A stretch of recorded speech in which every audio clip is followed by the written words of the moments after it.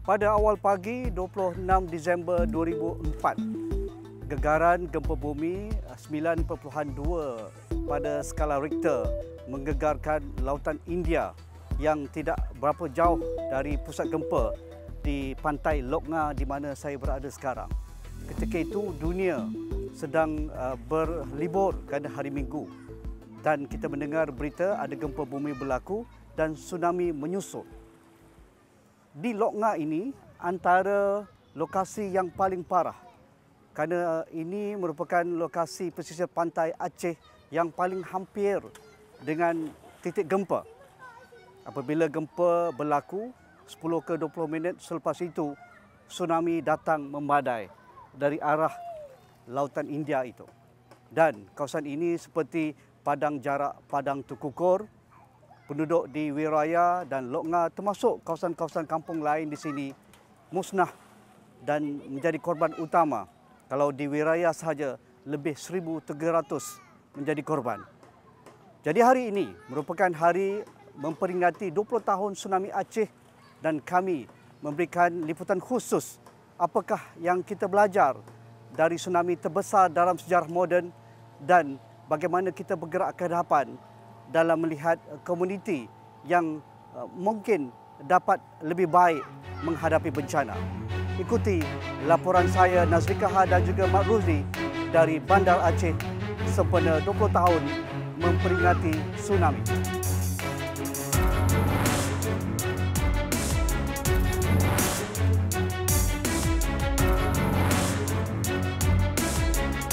Ketika tsunami Aceh yang melanda Bandar Aceh pada 26 Disember 2004, antara kampung yang paling awal menerima bencana tersebut iaitu mereka ataupun kampung yang terletak di pinggir pantai. Dan salah satu kampungnya iaitu Kampung Lampulo yang terkenal di Bandar Aceh ini kerana begitu ramai di kalangan penduduk di sini menjadi seorang nelayan ataupun punca pencarian mereka untuk ke laut dan membuat kapal. Dan saya kini berada di Lampulo, terkenal ketika pasca tsunami iaitu kapal atas rumah. Di belakang saya. Tetapi ada cerita di sebaliknya. Jadi saya tidak akan bercerita kerana saya bukan orang di sini. Puan Nilawati, Makcik Nilawati ya. Apa khabar Makcik ya? Sihat? Sihat, alhamdulillah sihat. Ya.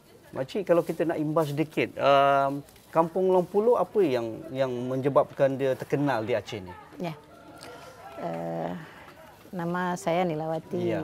Jadi Kampung Lampulo ini memang dari dulu memang sudah terkenal dengan ikannya. Ikannya ikan-ikan segar. Ya. Jadi sampai ikan kemamah itu yang diproduksi oleh kampung ini pun sudah terkenal sejak dulu lah. Jadi dengan adanya lagi ini ikon Aceh ini, ikon kapal atas rumah, mungkin lebih terkenal lagi. Ya, menjadi tempat tumpuan wisata tempat wisata untuk pelancongan di Aceh. Okey, kalau kita imbas sedikitlah Makcik Lila ya. Makcik salah seorang yang terlibat dengan bencana tsunami. Boleh ceritakan sedikit bagaimana rupa tsunami? Kami di Malaysia tidak tahu macam mana tsunami itu. Adakah ombak setinggi badan kita ataupun setinggi bumbung rumah. Tapi kalau di Aceh ni rata-rata mereka yang kami temui rata-rata mereka macam ular senduk ya. Dan tingginya sampai ke tahap tak boleh jangkau akal kita iaitu pokok kelapa ya. Saya cerita sikit pengalaman saya saat melihat gelombang tsunami. Jadi pagi-pagi itu memang sekitar jam 8 itu datangnya gegaran dulu, gegaran yang sangat kuat. Memang kalau Aceh ini memang terkenal dengan gempanya. Jadi saat kebetulan tanggal 20 bukan perkara asing. Jadi tanggal 26 Desember itu bulan Desember 2004 itu pagi-pagi itu setelah gempa itu ada jeda dalam 20 menit lah. Rupanya air sungai yang dekat-dekat rumah kami ini surut, ditarik ke laut. Dari pinggir pantai ditarik airnya sampai 500 meter lah ke tengah laut. Jadi saat itu mereka nggak tahu banyak ikan-ikan tergelepar, pikir mereka rezeki. Kebetulan abang ipar saya juga berniaga dekat jeti, berniaga ikan. Jadi beliau melihatlah air sudah naik setinggi gunung, suaranya seperti Selepas pesawat. 20 menit tadi. Ya, jadi mereka lari, air laut naik. Kebetulan rumah Lari saya kemana tuh? lari ke arah kota. Oke. Jadi kami di sini tak ada gunung lah. Betul, Jadi saat lari, termasuk abang ipar saya lari, memberitahu kami. Begitu sampai beliau ke rumah, dia bilang, lari air laut naik. Kami tak percaya, kami tak pernah lihat lah. Ya. Saya pikir air pasang biasa. Begitu saya keluar dari rumah, saya melihat arah ke sungai, air sudah naik setinggi pokok kelapa, suaranya seperti pesawat nak terbang, Bising, ya? macam ulas sedung lah. Bingit, ya? Jadi huru hara, orang-orang lari itu huru hara terjadi. Mak cari anak, anak cari mak. Ada budak kecil yang jatuh dari gendongan ibunya, langsung dipijak-pijak sama orang, datang kereta lagi, digilah lagi sama kereta. Ada orang tua yang tak mampu lari lagi, diletakkan macam tu aja oleh anaknya, anaknya lari, tak ada yang peduli. Saat itu memang nafsi-nafsi. Termasuklah suami saya, beliau lari sendiri, beliau tak ajak anak, tak ajak isteri, larilah beliau sendiri. Mungkin beliau pun tak teringat apa-apa. Jadi saat itu kami lari, saya bawa lari mak saya, kebetulan ada anak 2 di depan ke arah rumah. bandar, ya? Ke arah bandar. Kota. Jadi saat itu jalan pun jam. Macet. Jadi macet, saya lari. Naik motor ke jalan belum kaki? lagi, Berlari? masih jalan kaki. Setengah jalan ibu saya pun tak mampu lari lagi. Yalah. Dia cakap, nak, mak tak mampu lari lagi nak. Lari mak, lari saya bilang. Saya pegang bahu beliau sebelah kanan, lari. Kebetulan ada kereta pick-up orang, kereta tak ada bumbung belakang. Ya. Saya bilang, numpanglah, numpang mak saya tak mampu lari, saya bilang tu. Begitu kereta itu berhenti, langsung mak saya angkat ke belakang.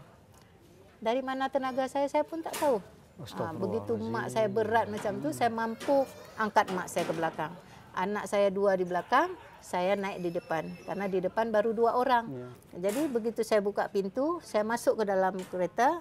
Saat saya duduk, saya berfikir terus, Tuhan. Ya Allah, bila pintu kereta ini saya kunci, pasti dalam air tak bisa buka. Betul. Saya jepitlah pakai tangan.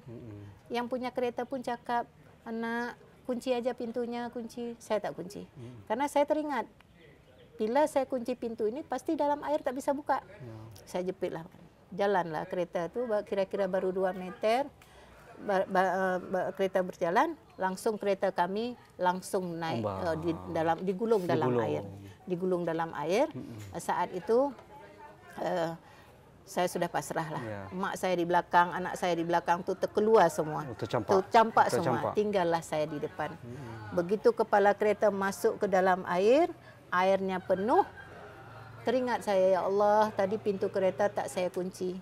Saya doronglah kuat-kuat. Alhamdulillah pintu. Di dalam air ni? Di dalam air. Digulung-gulung. Begitu saya buka, saya keluar. Saat saya keluar, saya dipusing lagi dalam air. Begitu dipusing dalam batang kayu besar-besar, zeng-zeng kayu-kayu. Macam-macam. Jadi tangan saya sudah terangkat macam ni. Teringat saya, ya Allah, tubuh saya ini seperti kapas yang diterbangkan angin. Bila saya mati, ya Allah, saya pasrah, ya Allah. Bisikan hati saya, baca syahadat. Baca syahadat, baca syahadat. Saya bacalah syahadat dalam hati. Tak lama selepas saya baca syahadat, tubuh saya ini muncul ke permukaan air. Macam dorongan, ada dorongan. Begitu muncul, ada pokok kelapa 1. Ada daun kelapa yang sudah kering, yang sudah merunduk ke dalam air. Ujung daun kelapa itulah saya pegang. Saya pegang kuat-kuat. Rupanya datang gelombang lagi. Berputar lagi saya di pokok kelapa. Tak lama puan-puan, muncul anak saya 2 orang di depan saya. Anak yang saya bawa lari tadi, seharusnya dia sudah tak tahu di mana. Tiba-tiba muncul di depan saya. Begitu muncul, ya Allah, anak saya, ya Allah, pegang pokok kelapa, nak. Saya berteriak. Dapatlah batangnya, disitulah kami berpelukan. Anak beranak. Jadi ada orang lain lagi. Kami satu pokok kelapa tu bukan kami bertiga, lebih kurang 10 kami. Sebelah ni. Bu pusing. Jadi kami saling berpelukan. Jadi saat itu datang gelombang lagi, tubuh kami ini terapung. Saat air itu surut, kami ikutlah air turun. Saat ikut air turun, di pertengahan pokok kelapa itu sudah banyak sampah-sampah yang sangkut. Disitulah saya berdiri sikit seorang, lebih kurang hingga pukul 3 petang lah. Berapa jam tu? Lebih kurang 6 jam. 6 jam. Tak bergerak di atas. Tak ada bergerak. Cuma bisa berdoa aja kepada Allah. Sampai anak saya yang umur 10 tahun kehausan, kelaparan. Jadi niat puasa aja nak, nggak ada apa-apa yang bisa kita makan. Di bawahnya macam sampah sarap. Sampah semua. Air kotor. Nah, jadi air pun surut. Jadi alhamdulillah suami saya selamat. Walaupun beliau lari sendiri, beliau pun selamat dengan menolong seorang budak kecil. Nah, jadi saat mereka duduk di atas bumbung rumah macam sekolah. Mana boleh terjumpa dengan makcik tu? Ya, Lalu, saya jadi langsung ceritanya. cerita. Jadi saat mereka duduk di atas bumbung rumah sekolah, budak itulah yang mengingatkan suami saya. Duduklah mereka berdua. Atau mungkin hari ini mak saya dan ayah saya tak ada lagi. Saya ikut Atuk aja boleh, dia bilang. Disitulah baru tersentak hati suami saya, baru dia ingat anak istrinya. Langsung dia menangis. Jadi duduklah mereka di atas bumbung rumah sekolah. Ada orang-orang yang hanyut-hanyut dekat bumbung. Mereka bantu hingga bumbung itu penuh dengan orang. Tak lama datanglah seorang perempuan ke suami saya karena melihat seorang budak kecil. Rupanya budak itu anak kakaknya. Jadi diambillah sama perempuan itu. Suami saya pun hatinya sudah lega. Beliau mau turun karena air pun sudah mulai surut. Beliau turun, beliau berdoa, ya Allah, jumpakanlah anak istri saya walaupun mereka sudah jadi mayat. Jadi lebih kurang beliau berjalan karena kakinya pun sudah luka kena zinc. 30 menit lah beliau berjalan. Tak lama anak saya yang di Pokok Kelapa tu yang umur 10 tahun melihat ayahnya lagi jalan. Ya, perasaannya. Ma, itu ayah, ma, dia panggil. Saat dia panggil, beliau langsung saya lambai tangan. Begitu saya lambai tangan, beliau melihatlah ada satu pokok kelapa yang masih utuh. Di situ ada beberapa orang, termasuklah anak istrinya. Langsung beliau sujud dalam air. Mungkin inilah balasanmu ya Allah. Dengan saya menolong tadi seorang budak kecil, satu saya tolong, 3 yang ditolong oleh Allah. Jadi datang beliau, langsung menurunkan kami dari pokok kelapa. Langsung kami mencari tempat yang tak kena tsunami. Jadi disitulah kami dipertemukan kembali saat tsunami. Di pokok kelapa itu juga. Jadi anak saya yang arah lain dia lari, dia tak jumpa-jumpa lagi. Mak yang saya bawa lari naik kereta, dia pun tak jumpa lagi sampai sekarang. Inilah titipan Allah sudah diambil saat kejadian tsunami. Saya pun sudah mengikhlaskannya.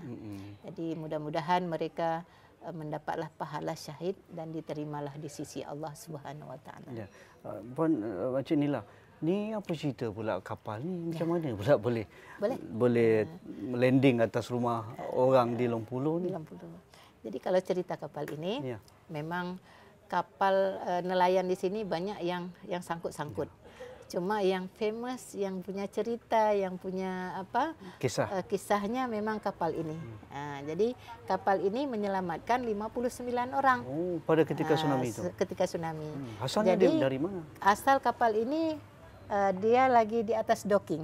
Oh, belum digunakan lagi, sedang dibina, sedang dibuat. Rencana hari Isnin nak turun ke laut, tapi hari Ahad sudah nyangkut di rumah Puan Abasyah.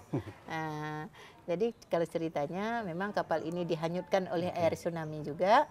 Sempat kapal ini berpusing-pusing katanya. Di Banda Aceh. Bukan di Banda Aceh, di sekitar kampung ini. Ya. Kampung. Jadi seharusnya kapal ini arahnya ke sana, tapi melawan arus. Itu memang kan mungkin rencana Allah lah. Jadi maksudnya arus tsunami itu arus berputar, berbagai ya. Berbagai. Jadi begitu kapal ini patah balik nyangkut di rumah Puan Abasyah ini, kan mereka di tingkat 2 rumah Puan Abasyah ini ada 30 orang. Untuk selamatkan diri. Untuk menyelamatkan diri. Jiran-jiran di sini ya. Rupanya begitu kapal sampai, mereka dipanggil, keluar, ada kapal menjemput kita katanya. Padahal kapal datang sendiri kan, nggak ada yang bawa gitu. Jadi mereka langsung 30 orang tuh langsung naik ke dalam kapal, masuk ke dalam kapal. Jadi yang di belakang ada di depan kapal ini pun di atas bumbung kapal ini ada 20 orang. Mereka melihat orang-orang sadar-sadar naik, mereka juga ikut naik. Jadi sudah 50 orang lah lebih kurang dalam sudah penuh. Rupanya mereka melihat gelombang datang tinggi lagi. Jadi ada seorang ustadz dalam kapal ini. Ustadznya Ustadz Mujibur Rijal namanya. Kata Puan Abasyah ini, Ijal, azan, gelombang datang lagi katanya. Jadi beliau azan sekuat-kuat beliau, rupanya gelombang itu pecah lagi. Mengalir aja airnya. Jadi mungkin inilah kekuatan azan kalau kita langsung pulang kepada Yang Kuasa, mungkin itulah Allah membantu kita. Jadi saat air surut, ada orang-orang yang hanyut-hanyut dekat kapal ni, di pinggir-pinggir kapal, mereka bantu lagi 9 lagi naik ke atas kapal. Jadi selamatlah di atas kapal ini 59 orang semuanya, Tuan. Itu kisahnya. Ya, itulah kisahnya. Sampai sekarang sudah dijadikan museum. Dijadikan museum. Tapi ada satu hikmahnya. Jadi mereka saat di atas kapal ini, mereka pada kehausan, kelaparan. Ya. Ada satu tandan kelapa muda hanyut. Jadi dengan sampah sarap itu semua ya.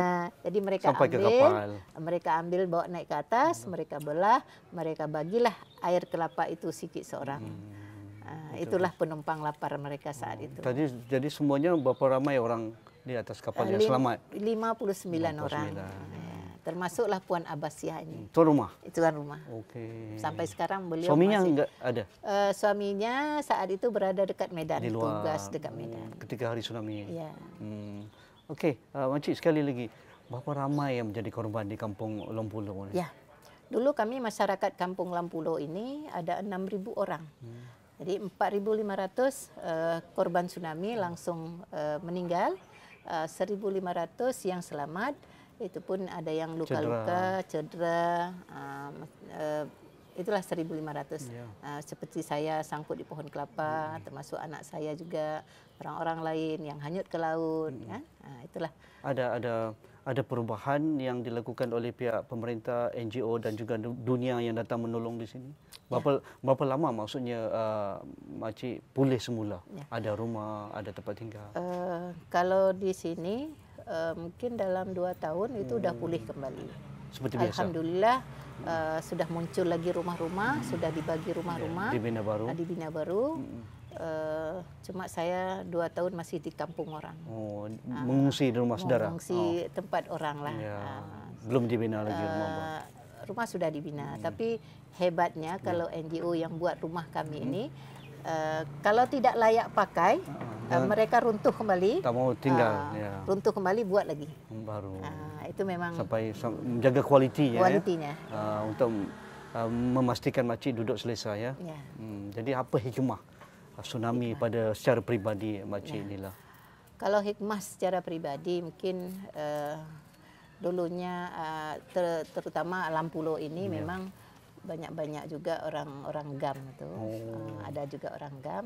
Kami kan risau juga saat itu dalam keadaan perang, tapi ketika itu ya tak perang di maksudnya terbuka, tidaklah begitu. Tersembunyi-sembunyi. Jadi selepas tsunami ini, alhamdulillah kami pun sudah aman, tak ada pun gangguan-gangguan lagi. Aceh pun, terutama Aceh, sudah aman dan damai. Jadi itu hikmah terbesar hikmah terbesar. Yang kedua, hikmah kedua, yang kami ini, yang pribadi saya belum pernah pergi kemana-mana. Selepas tsunami, alhamdulillah sudah sampai ke Jakarta. Sudah sampai ke Malaysia. Untuk menceritakan perihal tsunami jadi dengan tak menggunakan biaya. Itulah satu hikmah bagi diri saya. Sponsornya ya. Alhamdulillah. Dapatlah tengok negara orang ya. Sampai di Malaysia ya. Alhamdulillah sampai ke Brunei. Alhamdulillah jauh. Alhamdulillah. Tak terfikir oleh pikiran kita kan. Ya. Okey. Pak Lah, mungkin kita ingin tahu lebih dekat ya, kerana Pak Lah antara bangsa terus impak tsunami pada 2004 pada 26 Disember itu pada awal pagi itu. Jadi mungkin Pak Lah nak ceritakan apa yang berlaku sebenarnya Pak Lah? Pada hari itu, pagi malam itu, memang saya tidur di lokasi ini. Di sini? Di sana. Ada camping? Iya. Saya rencana mau ke laut, mau mancing. Tetapi pas saya bangun sudah terjadinya gempa. Terjadi gempa sehingga saya minum kopi sedikit, pulang terus ke rumah. Pulang terus ke rumah karena saya tidur di sini mau lihat keluarga. Karena keluarga saya di rumah, anak-anak tak ikut. Memang saya aja dengan Pak Salam di sini. Kemudian saya pulang, kata istri, ayah, abang, Mana pergi? Saya kuda ketakutan, gempa kuat kali. Nggak apa-apa, kita duduk aja di jalan. Duduk di jalan nanti tidak apa-apa. Karena Lok Nga ini lebih tinggi daripada Banda Aceh, saya bilang. Ya. Karena Lok Nga lebih tinggi, nggak apa-apa. Jadi kami duduk di jalan, ada orang lewat dari pantai. Oh, laut kering. Nih, sini. Ya. Saya tanya, apa kamu udah gila? Tak pernah berlaku. Masa bilang laut kering? Enggak mungkin. Jadi tiba-tiba orang udah lari gitu di jalan, sehingga saya, karena orang udah lari, saya masuk ke rumah, buka lemari, mau colok kunci, nggak bisa lagi, udah bergetar nih. Sehingga saya ambil satu bag, saya lari terus beserta dengan anak, istri. Pokoknya satu motor nih lah, ya, saya sepeda. jalan. Saya jalan terus, hingga saat saya jalan, orang sudah menangis semua di jalan. Bangla, kemana kita lari? Arah sana terus. Nggak ada lagi dunia hari ini. Coba lihat gentaran itu sangat dahsyat. Macam mana bunyi Pak Lah ya? Kayak pesawat tempur. Sangat kuat. Rupanya kan yang suara itu pohon-pohon kayu patah semua. Seperti bangga, potong asam. Ya. Itu patah itu. Ya. Macam ranting jadinya ya? Iya, iya. Karena saya itu sangat kencang. Jadi kemudian saya lari terus. Tertutuplah dengan orang tidak bisa jalan. Sesak ya? Sesak. Udah penuh orang di jalan. Sampai saya tabrak satu orang yang dia pakai baju merah. Saya masih ingat tuh. Jadi saya bilang sama istri, Dek, nggak ada lagi dunia hari ini. Coba dengar itu gentaran sangat dahsyat. Adik pergi aja ke belakang rumah tuh. Sampai di belakang, pergilah, karena dia patuh apa yang saya bilang. Ini istri Pak Lah? Istri Pak Lah.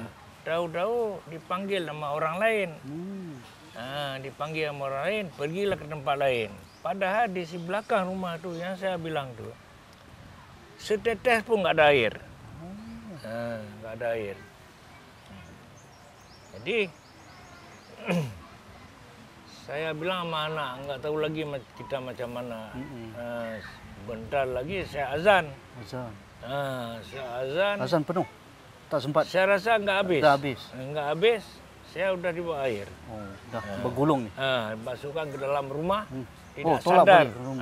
Tidak sadar saya entah macam mana di bawah. Sehingga saya jatuh ke sawah. Jatuh ke sawah. Macam kena lontar. Ya. Tidak tahu bisa tembus karena itu pohon bambu banyak sekali. Tapi saya bisa lewat. Kemudian saya begitu lewat di dalam air, saya sangkut di sini. Luka semua? Di dalam air, luka juga. Luka karena itu kena pohon kayu. Jadi begitu saya lepas ini, saya naik di atas air, datang ombak, ada ombak lagi. Ada ombak lagi di bantinya anak saya. Nampak dari segini ada 3 meter. 3 meter. 3 meter. Boleh jerit? Kepala jerit? Saya menjerit, saya panggil anak. Anakku, saya bilang. Rupanya pas dihantam ombak, hilang. Dia dihantamnya bukan hilang, hanya dia di atas darat. Alhamdulillah. Tiba-tiba saya dengar anak saya selamat. Jadi saya dibawa terus air. Ada 1 kilometer di bawah air, penuh dengan sampah-sampah dan segala macam lah, motor itu, mobil terbenam. Saya lihat masjid lampu itu puncaknya sudah tenggelam. Itu masjid itu sudah tenggelam. Kubahnya tu? Ya. Pokoknya udah dibantai air. Maksudnya dibantai air. Habis itu kan nampak balik. Ada satu alun ombak sangat besar. Sangat besar. Saya ketakutan. Karena itu ombak itu apa selamat atau macam mana saya. Rupanya dia ini besar, alun aja, berdenyut aja. Alhamdulillah. Sehingga sampai ke sana dalam air penuh dengan sampah. Saya bantu 2 anak yatim. Saya buka kulkas, masukkan dalam kulkas. Sehingga ini saya bilang jangan turun-turun kamu. 2 orang, berpeluk-peluk. 2 orang anak yatim. Saya masukkan dalam kulkas. Peti ais ya? Iya. Peti sejuk. Iya, Ya, peti sejuk. Sampai sana. Jangan keluar-keluar. Nggak keluar-keluar, selamat dia. Air dalam. Air dalam, kalau turun habis. Tenggelam terus. Anak itu kan saya ambil dalam sampah, di atas sampah. Jadi kemudian saya cucuk kayu kedalamannya 4 meter dalam. Dalam. Jadi sesudah itu saya pulang. Kalian biar hanyut ke sana, saya pulang. Sambil pulang itu orang luka segala macam. Yang menjerit, yang nangis lah. Tolong saya yang ada la ilaha illallah, la ilaha illallah. Kita mendengar di dalam sampah itu. Karena orang udah terjepit. Maaf saya bilang, saya nggak bisa bantu. Saya anak dan istri nggak tahu di mana. Saya ucapkan itu kan. Kebetulan saya pulang terus. Saya ambil dengan separuh ski. Selancar tu, selancar, saya naik di atas itu, ada kira-kira 20 meter, dapat lagi orang, tolong, saya malah, tolong. Karena dia tahu saya tolonglah. Dia kenal Pak Lah? Kenal. Dia sebut nama Pak Lah ya? Ya. Tolong Pak Lah. Bisa naik, saya selancar. tolong, naik, powered. Naik aja di belakang saya. Naik diharap di belakang saya depan dia di belakang. Malu kali, saya malu kali. Enggak usah bilang malu. Yang penting selamat. Kita hidup. Sehingga sampai itu ke darat saya selamatkan. Saya taruh di atas itu. Kemudian saya udah taruh dia, kan dia kemaluan. Ya, saya tutup karena pakaiannya. tertutup. Saya tutup dengan baju saya. Pokoknya buka baju Pak Lah. Tidak buka lagi kancing saya tutup. Pokoknya begini aja. Saya tutup. Maaf Bu ya. Ibu ya. Saya bilang, jangan malu. Jangan malu, nggak apa-apa. Nanti saya bilang sama keluarga Ibu. Akhirnya dapat, begitu saya keluar, ada keluarga suruh jemput dia. Karena dia sendiri sana. Rupanya dapat dijemput, diambil dia, bawa pulang ke tempat, ke posko. Sehingga saya berjalan terus, kita mencari posisi di mana tempat yang aman supaya kalau terjadinya gempa lagi biar tahu arah di mana. Saya pergi terus ke Debing. Ada motor saya ambil motor, nggak bisa hidup lagi. Kena tsunami, udah dibanting ombak. Udah masuk air semua. Iya. Sehingga saya pergilah ke sana. Sanalah tinggal saya. Berapa hari itu Pak? Berapa hari di tempat posko? Ada sebulan. Wih lama. Sebulan. Itu karena awal datang Dr. Ikram umur kira-kira 20 hari atau 15 hari.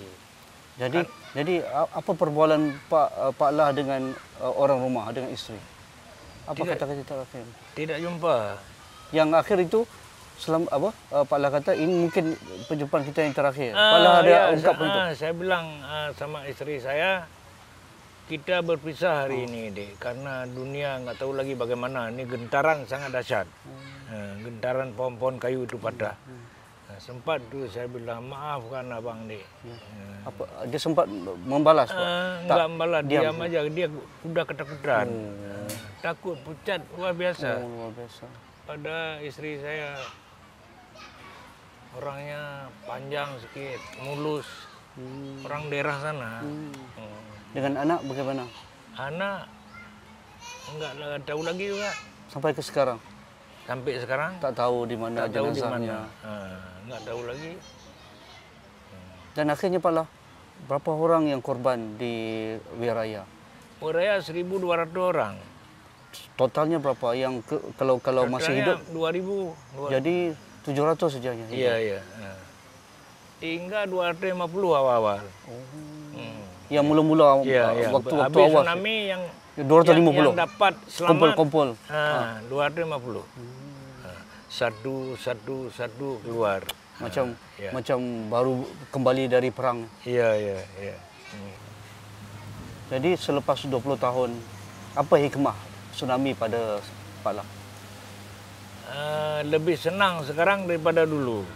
Dulu saya naik motor tua, Ya. sekarang motor baru. Ya itu yang ya. Kalau ini kan baru. Kalau dulu nggak bisa beli, kita nggak ada uang. Ya. Kalau ada saya beli itu kredit saya sama betul, orang. berhutang. Bantu saya. Jadi saya bisa store nanti 200 satu bulan. Kasihlah. Apa lagi Pak Lah? Selain daripada mampu membeli sepeda, apa lagi hikmah lagi? Berjumpa orang Malaysia, Pak Lah kata tadi. Iya. Ya, ada niat untuk ke Malaysia tetapi belum sampai sebelum 2004. Dulu sebelum tsunami saya mau merantau ke Malaysia. Merantau berdagang Lepas kerja di pabrik semen. Ya. Lepas ya. Ada Cina ajak saya ke sana, tapi saya tanya sama mama, tanamkan saya dulu, baru bisa pergi. Jadi, Ibu tidak bagi.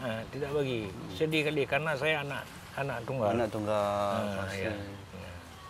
Pak Lah, adakah orang Aceh ini sebenarnya kekuatan luar biasa pasca tsunami itu sebab percayanya kepada Tuhan, kepada Allah, agamanya?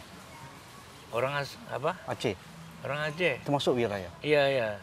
Kita karena teringat ini agama, teringat iman, keimanan, makanya kita kalau sedih itu aja kita niat hilang itu. Kalau saya bilang, kalau siapa yang buat tsunami ini, bunuh sampai jadi tanah. Ya. Cuma ini kehendak Allah Taala, Tuhan, apa yang ada kita terima aja.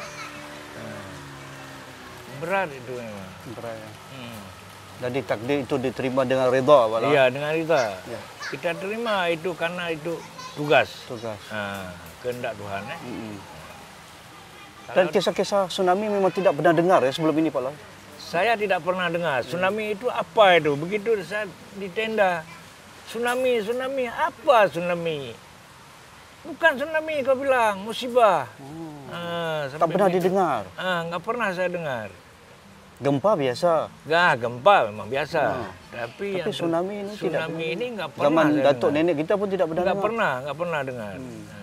Yang ada dia bilang kalau gempa lama air benar itu naik sedikit, nggak seberapa ini. Bukan macam yang 2004 itu. Nggak tahu macam ini habis pohon-pohon dimakan. Ya betul. Batu-batu dulu, batu ini ditimbun itu begitu. Satu pun nggak ada lagi, semua itu terangkat. Sudah dihanyut. Ya, Padahal itu besar itu batu. besar.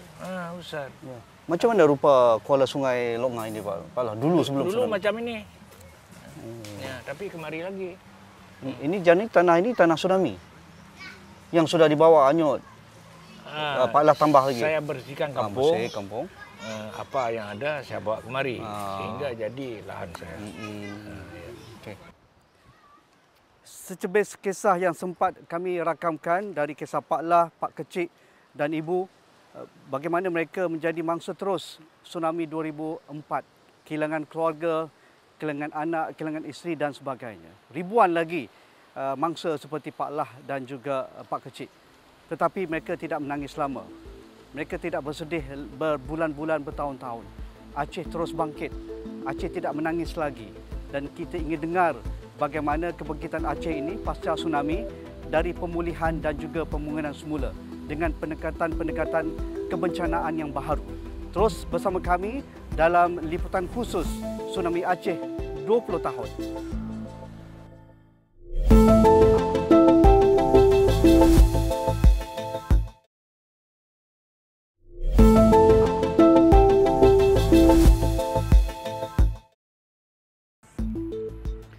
Tsunami 2004 seolah-olah memberi hikmah kepada bumi Tanah Rencong ini. Sekian lama, berdekad-dekad lamanya mereka berperang, sama ada menentang penjajah Belanda ataupun mereka berseteru dengan pemerintah pusat di Jakarta. Tidak semena-mena tsunami berlaku pada 26 Disember 2004, ia mengubah lanskap dan cara hidup masyarakat Aceh. Ada perdamaian selepas itu. Tsunami Aceh membuka ruang bantuan dunia. Lebih 56 buah negara datang menghulurkan tangan dan juga memberikan bantuan dalam pelbagai bentuk. Kita dengarkan pengalaman mereka-mereka yang berada di Aceh sejak awal lagi membina dan juga memulihkan Aceh ke tahap apa yang berlaku pada hari ini. Kita dengarkan beberapa temu bual yang sempat kami rakamkan.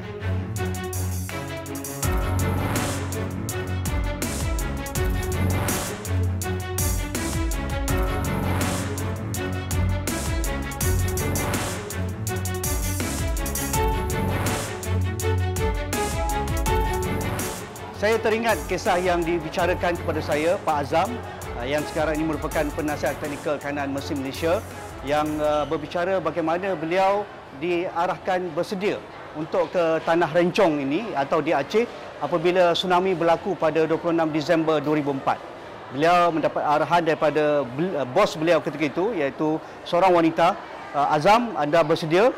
Bila-bila masa kita akan hantar pasukan untuk membuat assessment awal apa yang berlaku sebenarnya di Aceh. Kerana berita ketika itu tidak banyak bagaimana kondisi parahnya ataupun kesannya dampak tsunami yang berlaku di Lautan India ini. Jadi saya amat bertuah selepas 20 tahun dapat bertemu dengan Tan Sri Profesor Dr. Jamilah Mahmud di sebelah kanan saya, yang antara orang yang ada sense. Kerana Mesir ketika itu memang sudah pun berada di ground zero di banyak negara untuk membantu hal-hal kemanusiaan. Jadi Tan Sri, terima kasih kerana bersama kami di Esrawani, dan terima kasih juga Mesir Malaysia yang membawa kami sampai ke Tanah Rencong pada hari ini.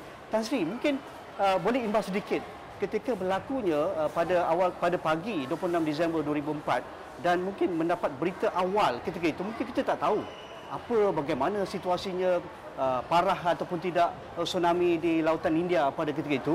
Tetapi apabila saya berbicara dengan Pak Azam ketika itu, Pak Azam sudah mendapat arahan awal. Azam, anda perlu bersedia. Bila-bila masa jika ada peluang, kita akan terus hantar anda ke Iskandar Muda.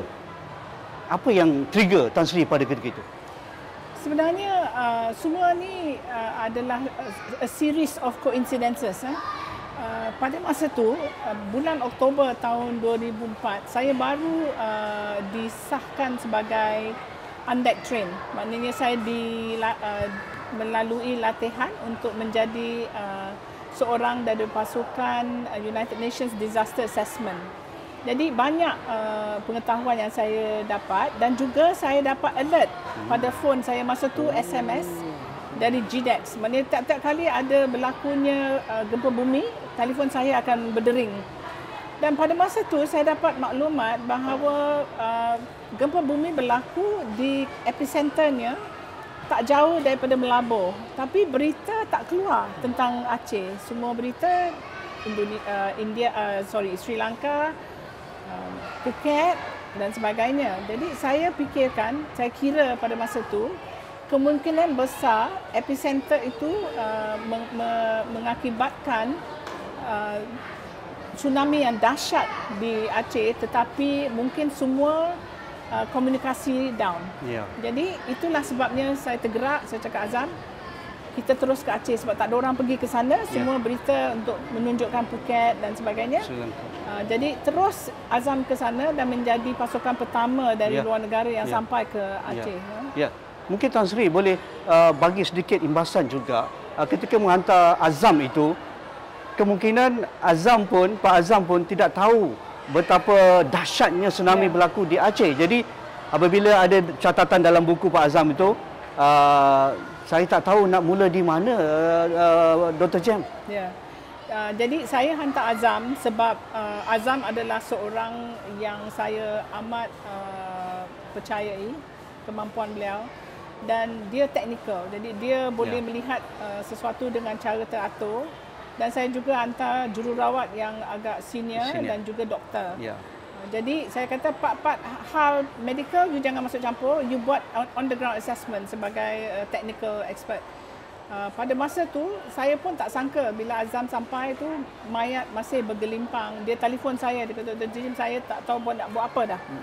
Jadi saya kata, you sabar, you buat assessment, cari tempat yang selamat, saya akan datang. So saya terus menyusul Azam dengan tim yang Tan Sri, apa perkara yang tidak boleh dilupakan sampai sekarang setelah 20 tahun apabila Mercy menghulurkan tangan untuk warga Aceh kerana tanpa orang kata pun resources, pastinya nak minta tolong orang tempatan tu bagaimana, kemudahan hospital parah dan sebagainya, Tan Sri?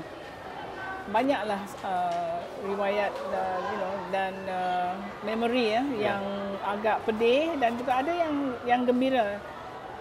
Masa kita sampai, hospital yang tidak terjejas ialah hospital Angkatan Tentera. Jadi kami terus ke sana, kita buat hospital itu sebagai markas sebab dia di tengah-tengah bandar dan senang untuk orang datang. Jadi di situlah kami tinggal dan kami bekerja. Lepas tu bila dah jalan tu, masa tu nak jalan pun susah sebab jalan-jalan raya semua blok dengan debris, dengan mayat. Jadi kita kena bergerak dengan small group lah untuk keluar. Mana yang dapat sampai ke hospital tu dapat sampai. Dan saya juga oleh kerana banyak berhubungan dengan Angkatan Tentera Malaysia dan juga Wisma Putra. Jadi kita boleh dapat beri maklumat yang agak detail ya. Jadi saya pulang ke Malaysia bawa Angkatan Tentera Malaysia ke Aceh. Ya. Saya salah seorang rombongannya. Masa kita naik saya buka map sebab saya baru sampai. Saya kata, okey, kalau kita nak pergi, kita kena land dekat sini. Jalan ni tak terbuka lagi, jalan ni kan. Jadi kita kena cooperate lah. Ini satu operasi yang sangat besar ya, bigger than the biggest since World War II ya. Dari segi kapal, pesawat, military dan sebagainya. Tapi ialah banyak yang saya tak boleh lupa. Yang paling saya tak boleh lupa ialah buat resuscitation atas children lah. Itu yang pertama kali lah saya breakdown. Saya tak boleh attend to patient sebab anak saya masa tu umur sebaya. Jadi masa saya buat CPR tu, budak tu dah nazak kan. Tapi yang dia sebut mak. Itu yang saya terus berhenti. Saya kena suruh doktor lain ambil alih. Saya ke tepi sekejap, nangis dulu baru datang balik sebab ialah dalam kita manusia, Tan Sri. Ya. Ujung nyawa pun anak tu ingat ke mak. Jadi teringatlah balik ke anak saya. Ya. Okey, memasuki fasa recon rehab masih tidak tinggal begitu saja. Masih terus berada di Aceh lama. Dan antara pendekatan Mercy adalah membina kapasiti masyarakat. Mengapa itu menjadi tunjang Mercy ketika itu? Semasa saya menjadi Presiden Mercy, saya membawa pendekatan yang agak baru pada masa itu, iaitu Total Disaster Risk Management, yang mula-mula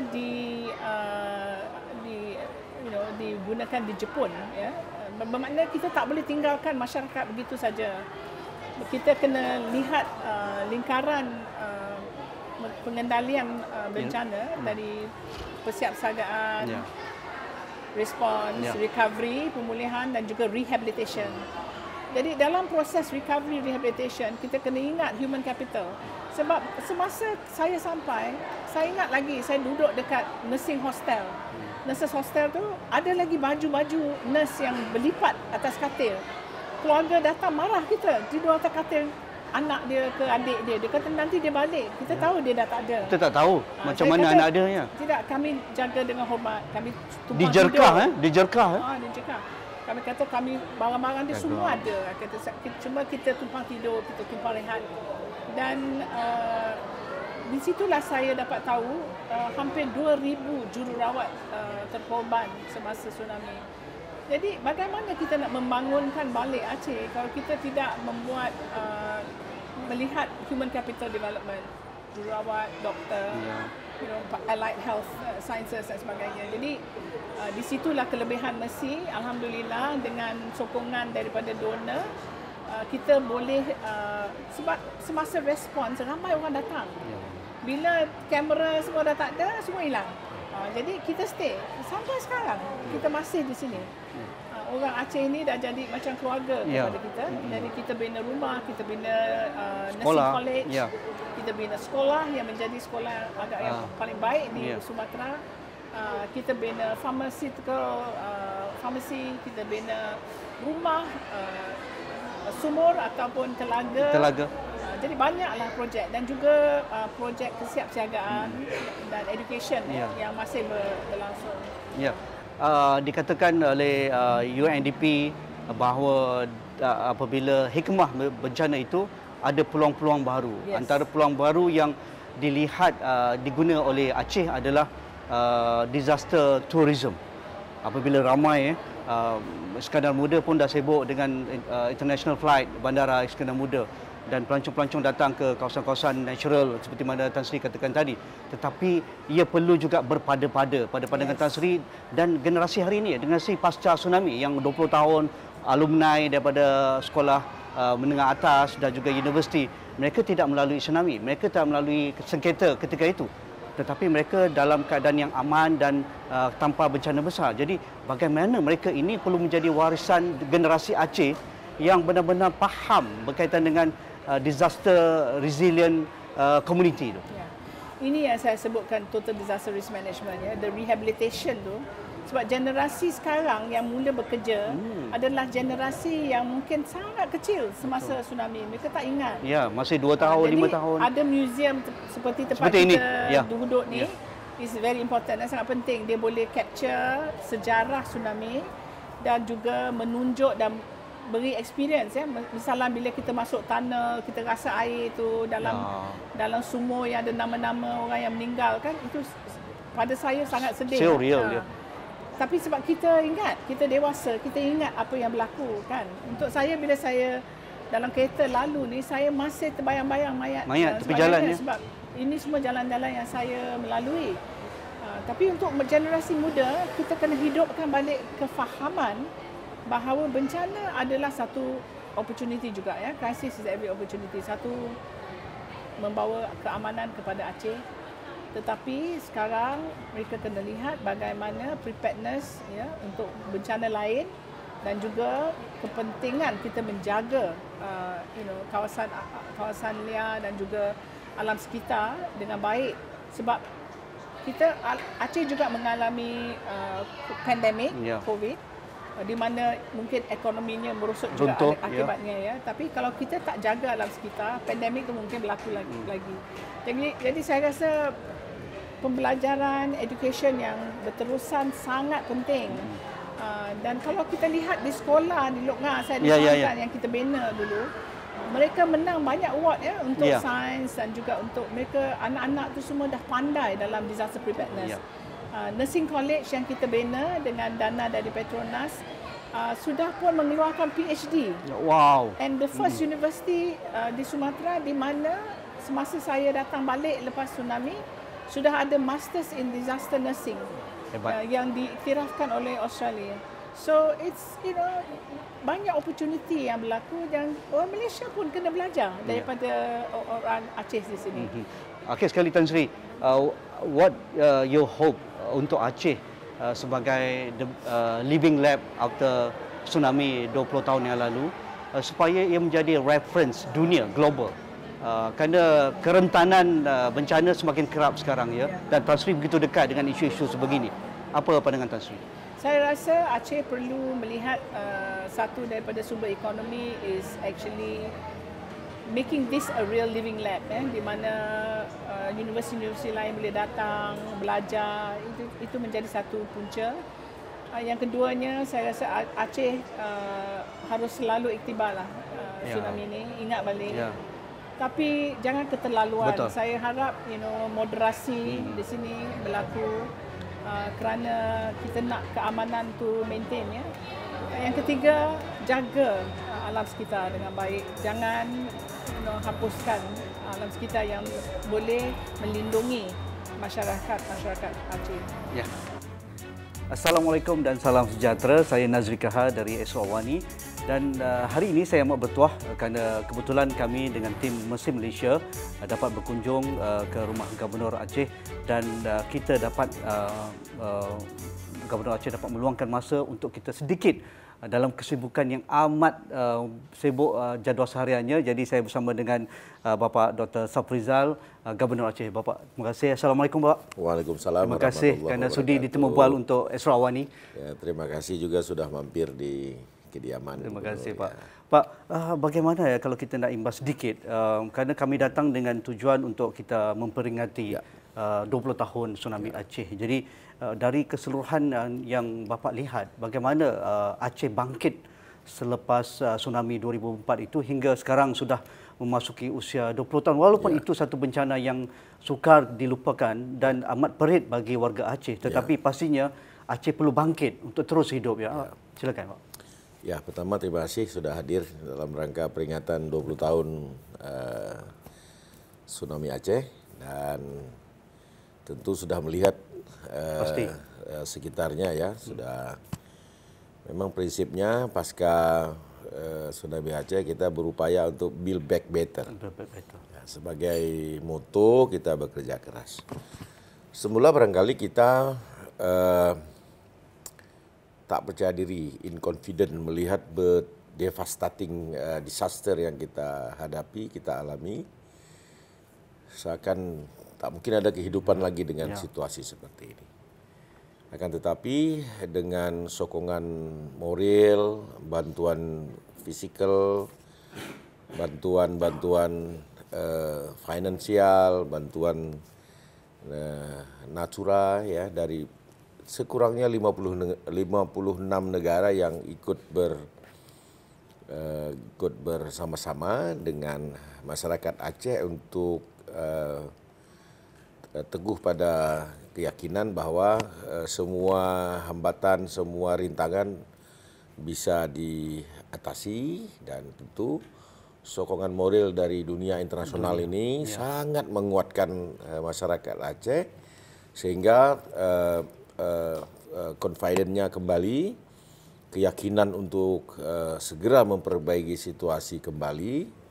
Dan akhirnya ya kita lihat bahwa semua bisa dilakukan tanpa perlu berlarut dalam kesedihan. Betul. Ya, memang semua takdir Allah begitu dan semua juga masyarakat Aceh yang 90% ini syariat Islam Muslim, beragama Islam tak berlama-lama dalam kesedihan. Semua ujian ada maknanya, ada hikmah di balik segala penderitaan dan cobaan oleh Allah SWT. Sekarang rebound dan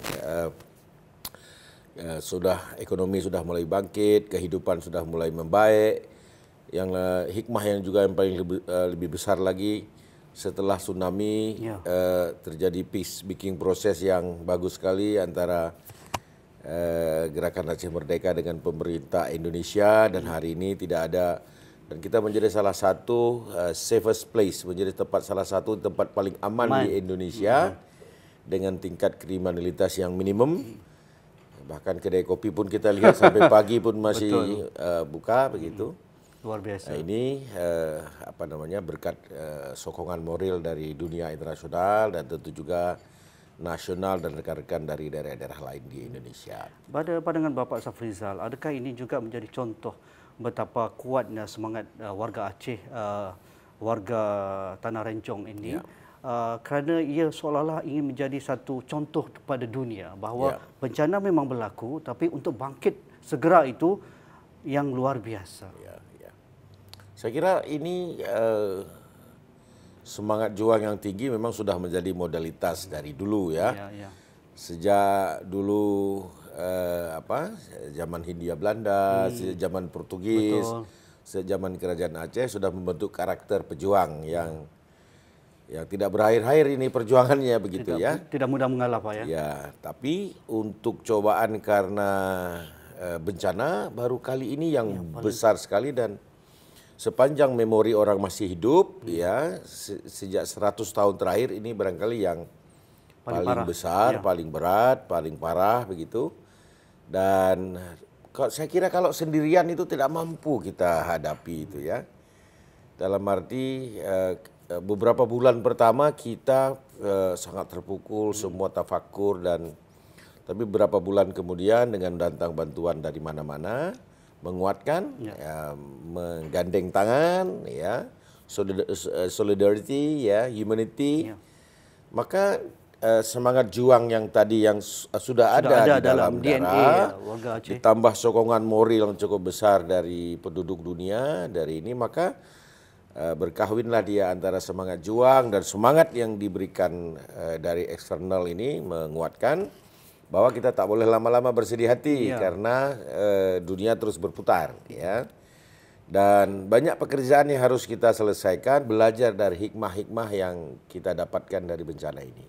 Berkaitan dengan potensi Pak ya, antara yang saya lihat secara mata kasar dan beberapa kali saya berkunjung ke Aceh adalah insan mudanya, orang mudanya. Terutamanya di kalangan anak-anak pasca tsunami. Jadi adakah memori anak pasca tsunami sama dengan generasi lama yang terlibat dengan sekitar, terlibat dengan tsunami, tetapi mereka ingin melihat keamanan ini berterusan, dalam masa yang sama ada peluang, aspek pendidikannya, aspek teknikalnya, aspek sosioekonomi, bukan hanya setakat kopi, itu betul, bagus, sudah bagus, tetapi mungkin lebih banyak daripada itu ya. Jadi salah satu sektor yang dibangun pasca tsunami adalah sektor human development. Jadi pasca tsunami sudah ribuan scholar kita yang disekolahkan di luar negeri, di beasiswa, ya, scholarship, yang sekarang mulai pulang ini, ya, mulai pulang untuk membangun berbakti pada Aceh. Hampir untuk master dan doktor saja sudah ribuan ini yang kirim ke kita. Berharap tentu sebahagian kembali, tidak harus semua, karena sebahagian juga sudah ada penghidupan yang. Tapi kalau ada peluang lebih baik, mengapa tidak kan? Ya, jadi kalau ada cinta tanah air yang di sana belum dapat, segera pulang karena potensi di kita di sini juga cukup banyak sekali. Memang kunci sukses kita adalah human capital, ya, human development. Tanpa human capital yang kuat, potensi yang besar menjadi sia-sia atau orang lain yang menikmati, begitu ya. Jadi sampai hari ini pun kita masih memberikan beasiswa secara internal juga, 1 tahun bisa 100.000 beasiswa. Nah, jadi itu terus kita termasuk beasiswa yang sekolah keluar. Dan mudah-mudahan ini ya tentu tidak semua masih ada sisa-sisa yang old karakter masih ada, ya. Dan tapi kita harus ingat tahun 2030 kita kelompok kerja kita sudah hampir 60-65% golongan pekerja. Jadi kita pemerintah harus creating job yang banyak, begitu. Ya, termasuk kita minta kepada entrepreneur jangan semua jadi pegawai pemerintah, tapi harus jadi entrepreneur untuk membuka unit-unit usaha yang potensinya banyak sehingga bisa creating job di mana-mana. Oh, Bapak yakin itu boleh dilaksanakan? Harus yakin. Ya, tidak ada langkah mundur. Kita tetap melihat ke depan. Ya, menyusun langkah-langkah, step-step, konvin masyarakat, meyakinkan anak-anak muda bahwa ya tidak ada tempat bagi yang tidak kreatif hari ini. Ya, semua harus sing-sing lengan, ya, kerja keras, semangat. Tidak ada orang yang sukses dengan bermalas-malasan, begitu ya. Akhir sekali Pak, bagaimana hubungan Aceh dan Malaysia? Ini selalu dekat dengan orang Aceh ya. Jadi bagaimana juga Bapak menyeru rakan-rakan di Malaysia dan kita ramai sekali rakan-rakan NGO seperti Mercy Malaysia dari hari pertama berlakunya tsunami sudah mengulurkan tangan. Tetapi sekarang pembangunan semula dan pembangunan lebih cemerlang Aceh. Apa pesanan Bapak kepada rakan-rakan di Kuala Lumpur dan pertama, juga di Malaysia? tentu saya mengucapkan terima kasih yang luar biasa kepada Kuala Lumpur, Malaysia, termasuk organisasi LSM, termasuk Mercy yang dahulu berjibaku membantu masyarakat Aceh. Dan tentu ucapan terima kasih ini disertai dengan doa bahwa hubungan yang baik dari dulu ini terus bisa berketerusan, ya, terus bisa kita bina. Dan sekarang tentu banyak yang bisa dikerjasamakan antara pemerintah Malaysia yang 1 jam 15 menit dari sini. Lagi pantas daripada ke Jakarta, Pak. Ke Jakarta 2 jam 30 menit. Ya. Dan lebih murah. Ya, jadi kita bisa barter trade dari sini. Apa yang tak ada di Malaysia bisa kirim, apa yang tidak ada di Aceh bisa kirim. Barter trade. Kemudian juga beberapa waktu yang lalu ada kelompok investment dari Malaysia juga datang, saya fasilitasi, silahkan pelajari sektor mana yang investasi, kita akan mudahkan. Ya, kemudian juga kerjasama di bidang pelajaran, pendidikan. Ya, hari ini saya menerima internasional, hari ini ya termasuk ada dari University Malaysia tadi yang bekerja sama dari sektor pendidikan untuk sama-sama kedua negara ini sama-sama saling sokong supaya sama-sama maju begitu. Dan banyak sekali area yang bisa dikerjasamakan, saling tolong-menolong dengan tetangga serumpun ini. Dan Aceh bukan asing bagi warga Malaysia. Bukan, ada kampung Aceh, ada Bukit Bintang juga di sana ya. Ada kedai Aceh begitu banyak. Ya, termasuk di Coket juga ada ya. Itu. Di sebelah kampung saya ada kedai Aceh. Dekat Singapura sana Coket. Ya, termasuk di kampung Aceh ya. Ya, Bukit Bintang yang paling banyak. Pulau Pinang juga banyak. Ya. Terima kasih Pak. Terus akses. Dan orang Aceh saya rasa hampir 70% berobat ke Pulau Pinang ya. Ya. Dan di Melaka juga. Ke Melaka juga. Kampung ya. saya. Okey. Labuai. Okey. Terima kasih Bapak Dr. Safrizal. Terima kasih. Bapak Gubernur, semoga terus sukses dalam bidang apa juga yang akan banyak. diteruskan. Sama-sama saling mendoakan. Terus kita mengharapkan kerjasama dua negara serumpun ini terus hebat ya. Terima kasih. Karena sejarahnya panjang Pak ya. Sangat panjang. Malaysia dengan Aceh. Apalagi dengan Melaka lebih panjang lagi ya. Dan orang Malaysia sentiasa dekat dengan kopi Aceh. Ya. Kalau masih butuh kopi kita kirim lagi. Pasti silakan Pak. Okey. Terima kasih Pak Safrizal. Jadi itu saja temu bahasa saya eksklusif untuk Esrawani, dan terima kasih juga tim Muslim Malaysia yang memberikan ruang kami dalam rombongan sempena memperingati tsunami 20 tahun. Assalamualaikum, insya-Allah.